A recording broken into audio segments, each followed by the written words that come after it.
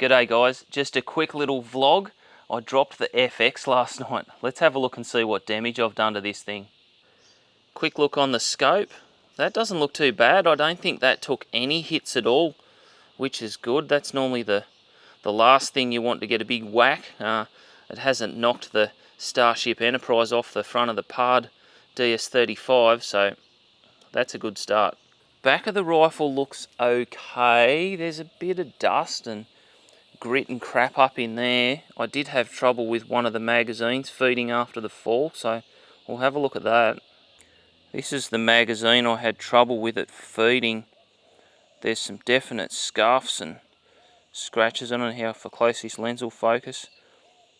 It's definitely landed on that. That's stuck out a bit. I might have to pull it apart and have a look at the spring tension because it wasn't feeding properly. I don't know if you can see in that magazine down in there. The light's not great. It's full of gravel, so I'd imagine that'll contribute to my feeding issue. Move along. That's a problem. That bar there, that's meant to be vertical. So it's bent in there.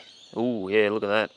There's a heap of scuffs along there. I'd say what's happened, these don't take too much, as you can see there, to flick out, and it toppled back this way. So I'm assuming as it went over, that's probably hit the ground first, which has saved all the scope and everything, but hasn't hit the gauges. It was very gritty after it happened. I gave it a bit of a blowout at the car, but I didn't realise that was bent, so I'm going to have to try and do some MacGyver work on that and get it fixed up, because we're back out tonight. So if that's the worst of it, I'll be happy though. Can you guys hear that in the background every now and then? It looks like my neighbour's got some sort of big duck thing. Maybe I should put a slug in this air rifle and make it a bit quieter.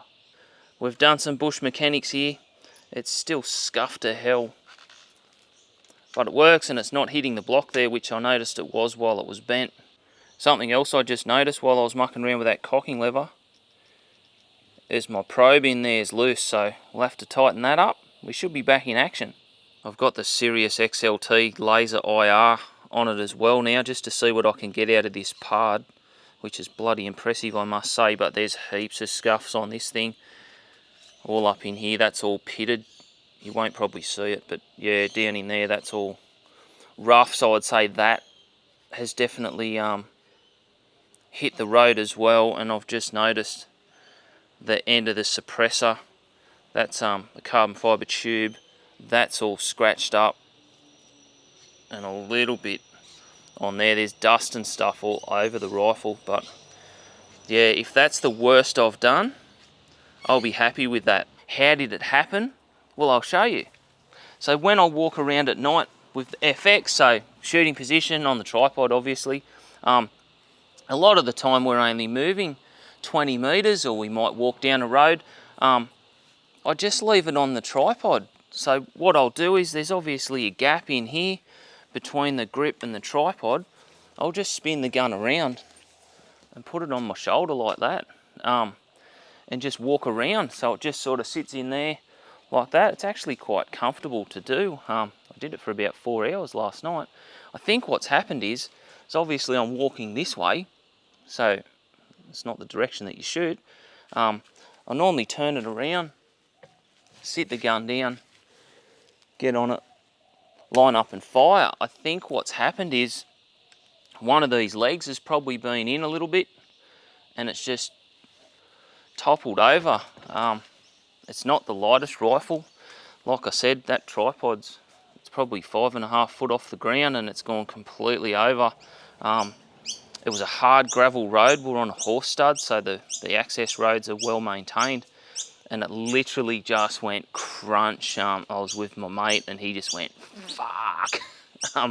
We went straight back to the car, got a target out, and it was bang on. So yeah, very surprised with that. I think my best shot last night was about 127 yards on a rabbit, and that's not plinking. That's not, you know, 3 or 4 shots and oh look, a magic one, we got it. That's range it, shoot impact, so not mucking around. I do think one of the big things that has contributed to the rifle holding point of impact is this TRS rail that I've put on the top. I don't know if you've seen these ones. It replaces the factory Picatinny rail on the gun. I'll just show you this if I can get the camera off the tripod. What it does is there's a clamp down in here that attaches to the front barrel shroud. So on a normal FX, this whole barrel just floats, and they're not all that good with holding point of impact if you give them a whack. They're an awkward gun to pick up as well, so you do tend to grab them by the barrel a little bit.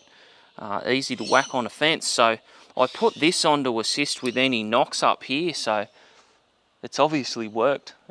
Really happy with that. Probably a pretty good plug for Sabre Tactical there, that rifle's had a pretty good fall and it's still alright. Anyway, I'll be honest, there was a lot less swearing in that video than I thought there would have been. I thought the thing would have been fucked up a bit more, to be blunt. Note to self, don't do that again. FX, I've got a bit over 4 grand in the rifle, and it's got a $2,000 scope on it, so it's not something that you want to drop lightly. Excuse the pun. Anyway, came out of that one alright.